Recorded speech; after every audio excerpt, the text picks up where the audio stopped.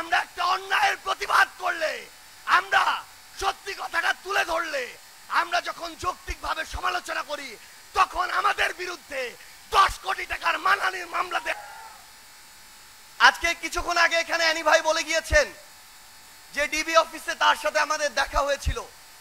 সত্যি সেদিন যখন ওই ডিবি অফিসের গারদের ছোট্ট একটা কামরায় শহীদউদ্দিন চৌধুরী অ্যানি, রুহুল কবির রিজভী, আন্দালিব রহমান পার্থ সহ বাংলাদেশের রাজনীতির গুরুত্বপূর্ণ নেতৃবৃন্দ বলতে আমরা যাদেরকে চিনি তাদেরকে একসাথে ছোট্ট একটি গারদের রুমে দেখেছি, সেদিন আমরা অনেক বেশি সেখান থেকে সাহস নিয়ে ফিরেছি। কিন্তু এখন যখন এই অভ্যুত্থান পরবর্তী বাংলাদেশে আমরা দেখি যে হাবিবুর রহমান, ফজলুর রহমানরা ফ্যাসিবাদের টোনে কথা বলে, তখন আমরা আবারও আশাহত হই। আমরা বিশ্বাস করি তারা শুধু দুইজন ব্যক্তি, তারা কোনো দলের প্রতিনিধিত্ব করে না, এবং আমরা বিশ্বাস করতে চাই তাদের এই টোনের বিরুদ্ধে ব্যবস্থা নিয়ে জাতীয়তাবাদের শক্তি বিএনপি দেখিয়ে দিবে তারা কোনো ফ্যাসিবাদের টোনকে আর জায়গা দিবে না।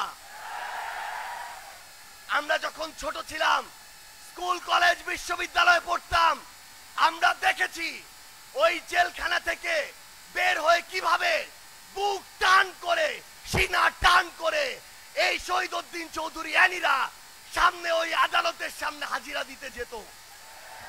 তার ওই হাঁটার দৃশ্য আমাদেরকে শিহরিত করে তুলেছিল। কিন্তু আমরা যখন দেখি আমরা একটা অন্যায়ের প্রতিবাদ করলে, আমরা সত্যি কথাটা তুলে ধরলে, আমরা যখন যৌক্তিকভাবে সমালোচনা করি, তখন আমাদের বিরুদ্ধে 10 কোটি টাকার মানহানির মামলা দেওয়া হয়, তখন আমরা মনে করি এগুলো হচ্ছে আমাদেরকে ভয় ভীতি দেখানোর লক্ষণ। আমরা এটাও বিশ্বাস করতে চাই এই যে কিছু মানুষ যারা এই কাজগুলো করে, আমরা বিশ্বাস করতে চাই তারা বিএনপির প্রতিনিধিত্ব করে না।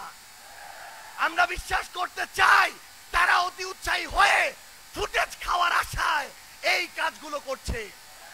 কিন্তু আমরা তখনই সেটা বিশ্বাস করতে পারবো যখন দেখব এসব লোকদের বিরুদ্ধে ওই সেন্ট্রাল কমান্ড থেকে উপযুক্ত ব্যবস্থা নেওয়া হয়। প্রিয় প্রবাসী, আপনার নিরাপদ ভবিষ্যতের জন্য অর্ধেক দামে আজই ফ্ল্যাট বুকিং করুন। ঢাকায় প্রবাসী সিটি দিচ্ছে সীমিত সময়ের স্পেশাল অফার। জমিও ফ্ল্যাট একসাথে যোগাযোগ করুন স্ক্রিনে দেওয়া নম্বরে।